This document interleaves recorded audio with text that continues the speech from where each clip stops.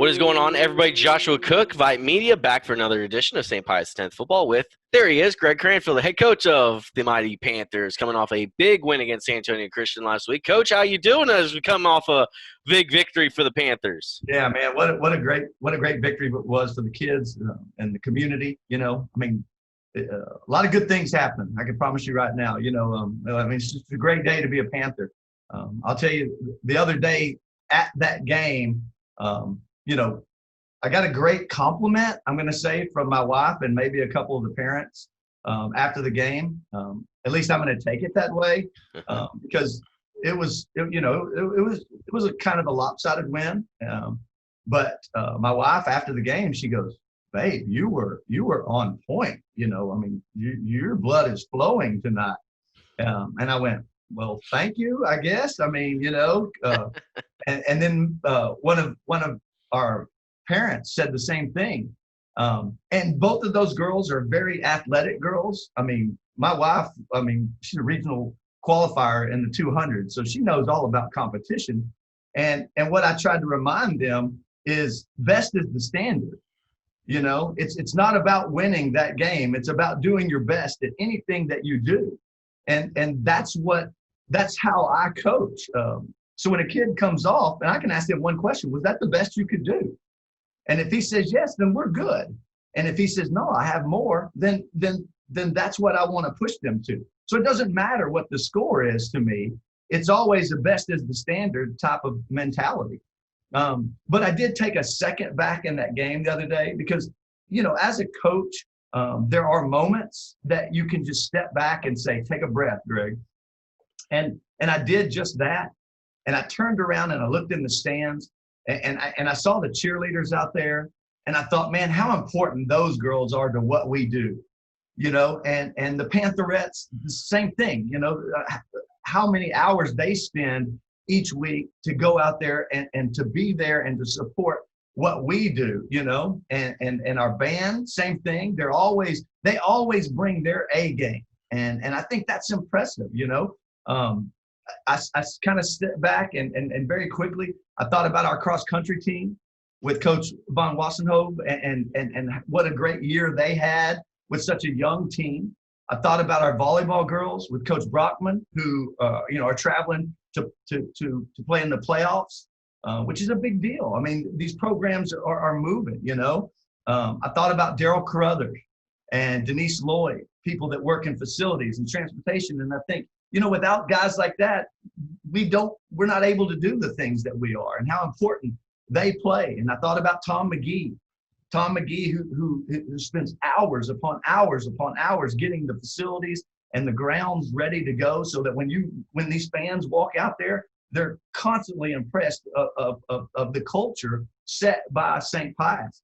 I thought about one of our deans, Jerry Hornsby, who is on that sidelines with us every game and the hours that he spends throughout the week doing the things that he did. I thought about Jeff Gidry, who is in charge of our admissions and how important what Jeff does for our athletic program and for our football program. And while we're out there sweating in practice, I see Jeff bring new kids potential kids down to the football field just to enjoy that experience. And that's a big deal.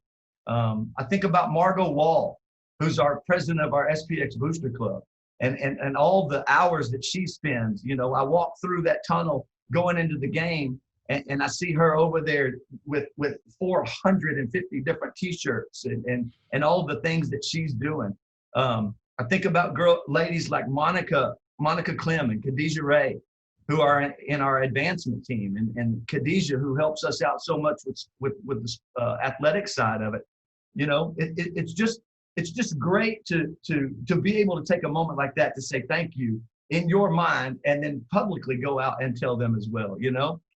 I think about parents like Jimmy Hintz and the support that he has. This is Carson's dad, and just the passion that he has for our program. I think he is one of the many that represent what true Panther Nation really is all about. I think about ladies like Beth Rogers and Patricia Stringfellow, who are our team moms, that just the countless emails and hours that they spend not only on what they do on a normal day, but then on top of that, how much they help us out and help me out tremendously. I bet they've emailed 600 emails that I would have had to do, but they just take it and they're like, Coach, we got it. And that's a great feeling to know that you have those people there that are with you, you know. We just had our SPX football fundraiser this past Sunday at Top Golf. And what a great experience that was. And I told all the people that were there, and it's going to get bigger, but man, what a great day it was. And I just told them, I said, today has nothing to do with golf. It's not about hitting the white ball into a hole, or who cares if you hit it over the top of the net. I said, but today is about community and saying thank you, or just taking a moment to breathe and think about all the good things that we have in our life. Because, you know, John, we can sit and talk about how empty our glass is day after day. And sometimes it feels like people are picking that glass up and dumping it out. But the reality of it is there's a lot of good things happening in our lives right now. And they're overshadowed by all the dark clouds. But if we'll push those clouds back and take a breath, and like I said, just look around, there's a lot of good things happening. I was very happy with our sponsors, you know, that helped us out with that fundraiser, because you've got Justin Harrod over at Canes, who would do anything for this SPX athletic program. And that's a big deal. You got Ray Vituli, who's at Allegiance Bank, and you've got Mike Evans, who's the head baseball coach, but still shows up to our fundraiser. And actually, as my mentor, one of my mentors has helped me out, you know, and Billy Skinner, who's one of the dads of our starting corner, Kale, who was there and sponsored, and it's just, the list goes on and on. I know I'm rambling right now, but the truth of it is that's what I just felt like. And just that quick in that game, 10 seconds, your mind can go to all the people that have helped get those kids or allowed those kids the opportunity to go out and play. And that's a big deal, you know, all the parents and all the fans and all of Panther Nation that comes out there. That's a big deal to me. And I just want to say thank you to all those people. So. Yeah, great. You know, it takes, like you mentioned, it takes a a village to get this done. And you know, another person to probably shout out as well is your athletic training staff and your athletic trainers, the job that they've done in a year that's been unprecedented with COVID-19 and mitigating that and making sure everything's clean and stuff like that. I mean, the pressure that's been on them has probably been even higher because they're not even thinking about, you know, twisted ankles and things like that. Oh, you're absolutely correct. And Jeremy Callis does an amazing job, and his crew. And Josh, you know, we're the walking wounded right now. I mean, we've got some major injuries that we have dealt with, or that he's been dealing with, and kids that can get back from those injuries.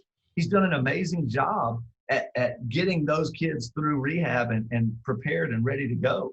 And then we've had some season-ending injuries, and from his standpoint, there's a lot of counsel involved in what he does when a kid is in that training room, and the mindset of understanding that I'm probably not going to get to play anymore. You know, it's not little things by any means. I don't believe in, you know, all the little things. It's big things. You know, you go to a game, and Gilbert Lopez, who's part of our IT program that runs the scoreboard and stuff like that, and has all the graphics and those types of things. And how about Mel Myers?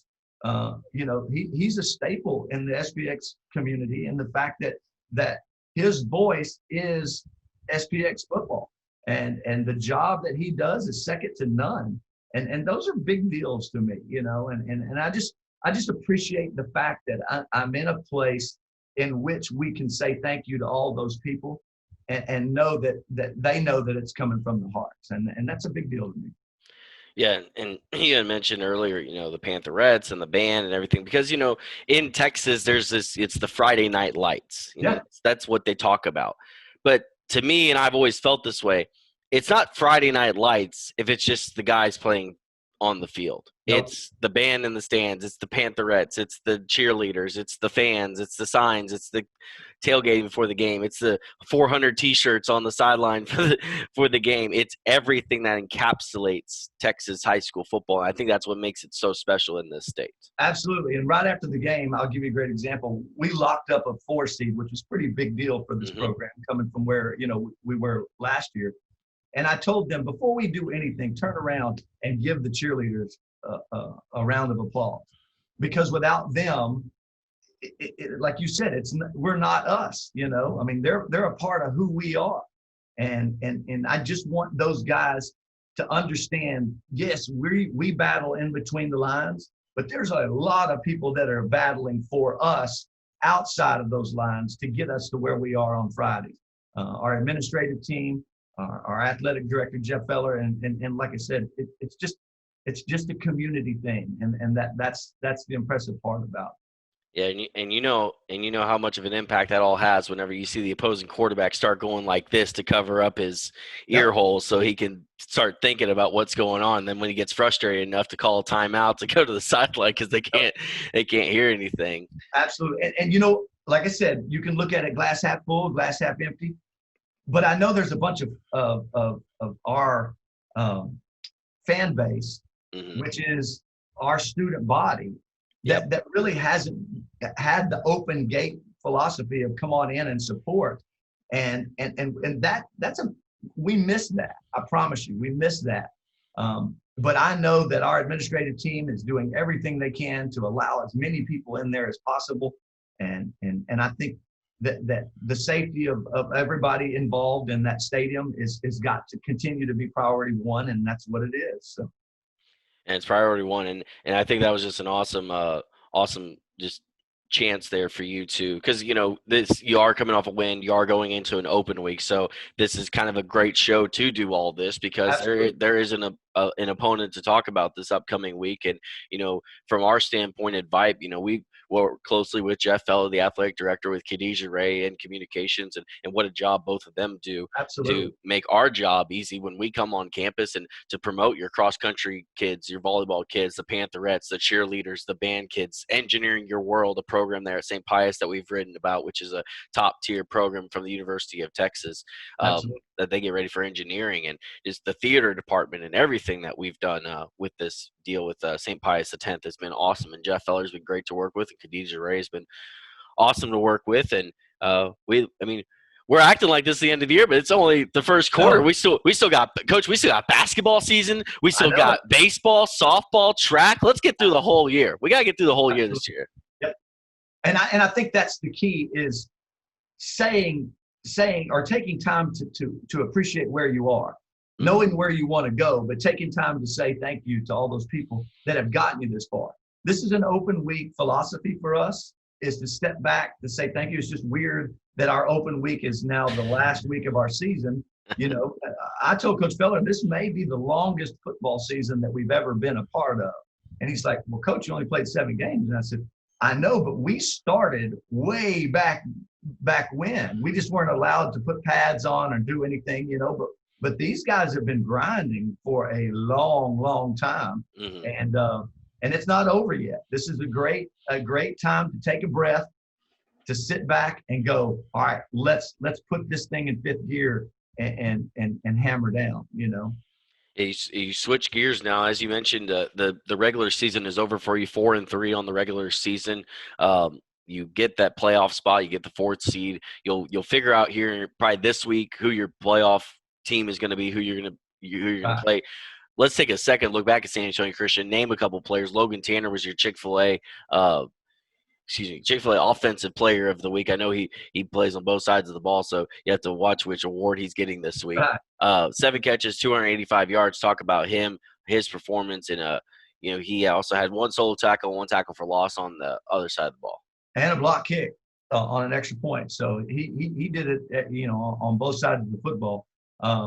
We knew going into this week that San Antonio Christian was going to load the box on us and play a 7-man box versus our spread stuff. It was one of those moments in which, I don't know, I looked at Carson and I thought, darn, I wish he were junior. I'm telling you, Josh, because of the fact that Carson went into that game, and I told him, said, buddy, we may have to throw this 30 or 40 times a game. And he was like, let's do it. You know, I said, but there's a catch. We're going to have to basically take a look at them and audible every play, because I'm not going to try to put us in a bad situation. And he grabbed that bull by the horns, for lack of better terms, and just ripped it up. I mean, he went 12 of 19 for 401 yards.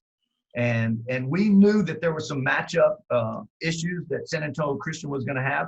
We just had to, A, protect Carson, and then B, catch the ball and execute. And that's exactly what we did in the passing game.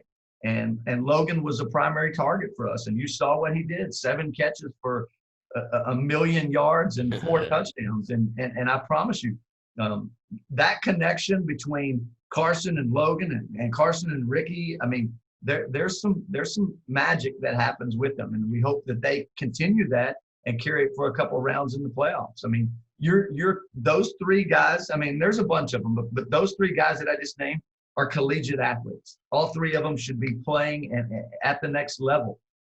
And so we're going to have to try to take advantage of them and let them carry us through the playoffs, you know. And Logan has proven week in and week out. Carson has proven week in and week out. And Ricky has proven week in and week out. Coach, put it on my back and I'll carry it. And that's what happened this week as well.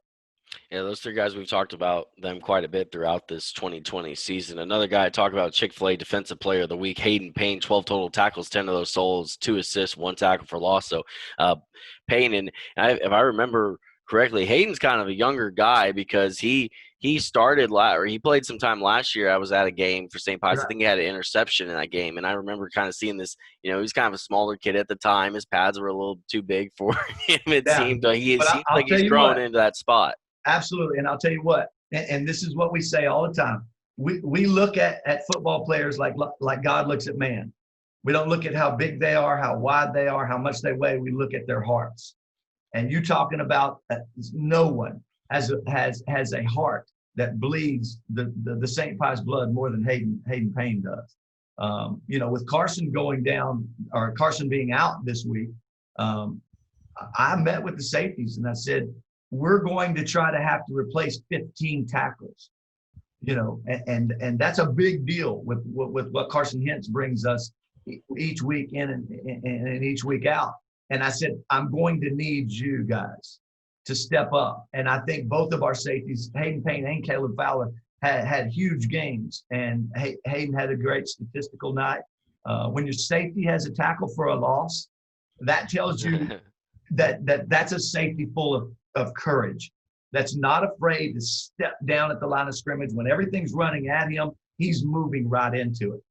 And that's a big deal. When you watch video, watch the guys on defense that are moving toward the back, as opposed to the ones that are shuffling back and forth and waiting for things to happen. I promise you, if I ever went into a fight, Hayden Payne would be one of the first guys I would pick. And you would go, Coach, he's not 6'2", and he's not 180 pounds, but Hayden would fight anybody for the greater cause. And I think he's a great example of what St. Pius football is about. You walk both teams out line by line before a game and go, all right, pick. And just when you look at both teams, and this happens week in and week, no one's picking St. Pius. You know, we've got some good-looking kids, but all in all, the other team always look a little bigger than us, you know. But my kids fight, man, and these kids fight, and that has a lot to do with it, an extremely lot to do with it. So, and Hayden's one, like I said, Hayden's one of those great examples of guys that'll get right at it. So. Yeah, it's a great example of, I can't remember the quote right now, but it's kind of about, it's not the size of it, but it's the heart inside of the fighter.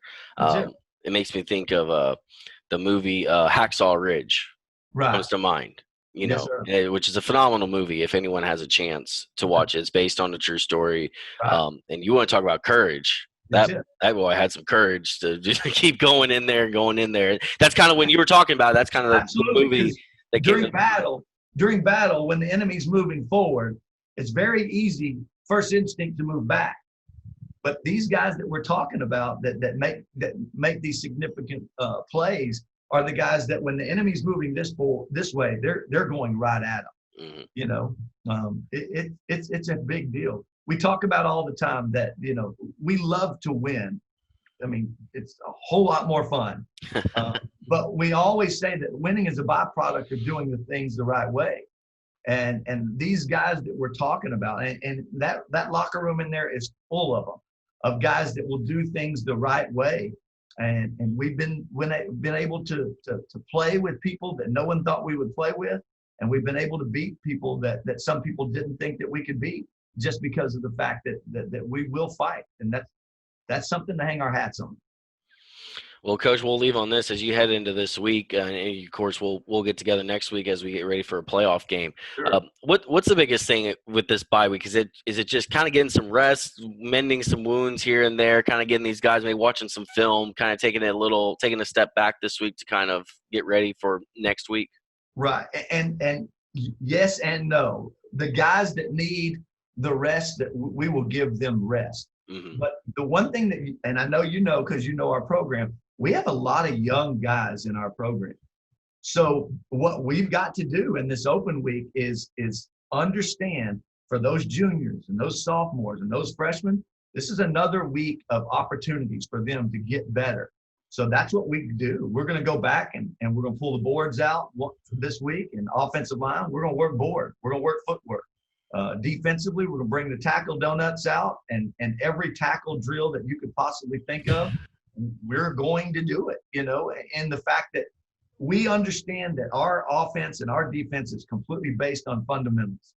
So if we can do the fundamental things correctly, then we got a chance to win week in and week out. So this open week is an opportunity for us to go back and hone on not schematics as much of, you know, this is the formation they're going to be, this is how, but just necessarily going back to those fundamentals. I don't think there'll be any parades or clowns at our, you know, at our practices. It's not going to be, you know, a circus or fun time. It's this week we grind just like any other week. And obviously guys that are banged up, it's good for them to allow them to heal. And we're excited that our bye week has come at this point, so we can focus on us for a solid 2 weeks and get ready to go. All right. Well, the St. Pius 10th Panthers are playoff bound. I did see on Twitter playoff T-shirt information coming soon. Man. So that's one of my favorite things to do. You know, just to put those kids' names on the back of that T-shirt. I opened my closet and my wife wants me to clean this closet out. But you got to understand, 13, 14, for the last 15 years, my household, we've only missed the playoffs one time in the last 15 years. A couple of years at Itasca, 7 years straight at Flower Mound Marcus with Coach Brian Irwin as my head coach, and then 5 out of 6 years at Wills Point. There is a playoff T-shirt in that closet, you know. Also to go with regional qualifier tracks, you know, track shirts that Coach Jeff Lester and the regional qualifiers that Coach Bobby Lester, you know, every time they had a shirt made, because I think that stuff, those things last forever, you know. And when they get too old, you just cut them out and make a blanket out of them. You know, it's one of those things that everybody loves to do. But you know, it's a big deal. And like I said, a $10 T-shirt means a whole lot more than just $10 to a lot of those people, and that's why we like doing it. So. Yeah, and you can now add a St. Pius X playoff T-shirt to that eventual quilt. You keep making enough playoffs, you'll just have a king size quilt and just be ready to go. That's the goal. You know what I mean? I want those kids to have as many playoff T-shirts in their closet one day.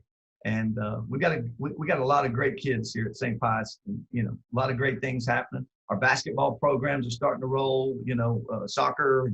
Well, heck, the whole gamut of it, you know. So we're pretty excited about what St. Pius is doing right now, and it's a great place to be. And the fact that you know, there's a lot of young kids looking where to go and those types of things, and if given the opportunity, I mean, this is where my son's going to end up going, so I can just tell you that. So. Well, he is Greg Cranfill. He is the head football coach at St. Pius X. They're coming off a big win against San Antonio Christian. They are off this week, and next week they will get ready for the 2020 playoffs, which is always exciting to say. Coach, we appreciate the time as always, and of course you can catch the show every Wednesday on the VYPE Media Network. It's on Twitter or Facebook. You can check that morning and see what time it is. Sometimes it's at noon, sometimes it's at 2. We kind of keep the target moving to keep the audience no one ever excited. knows, man. It's like your deal this past weekend shooting that big buck. You never know when he's going to creep out, man. You just got to sit there and be patient and wait. That is true. You gotta wait, and when it comes out, you gotta make a quick decision. So I had to make a 4th down and 2 at the goal line decision right there. I did measure it out on the picture. It looked like you were a little high on your shot. So you may want to go to the range, get that fixed, Hey, perfect is the standard, Josh. All right. That is true. We're not grazing them in the back. We want direct shots. All right, buddy. So I'll go put the practice in this week. I'll go look at the film and see what we can do better next time. That's how we do it, man. It's a grind every time. So. All right, here's Greg Cranfill. We appreciate the time. You can catch the show every single week on the VYPE Media Network. Go Panthers. No, he's going long, and he's got a guy wide open. And that'll be another long play, and he will not be caught. Once again, the Lions cannot get off the field on a 3rd and forever. Oh, double move, and he is wide open, and it'll be a touchdown. Tries to bounce it outside, it does, and he's got a seam, and he's going to beat Portugolski, and he'll get to the end zone for a touchdown. Once again, the Lions give up a big 3rd down play.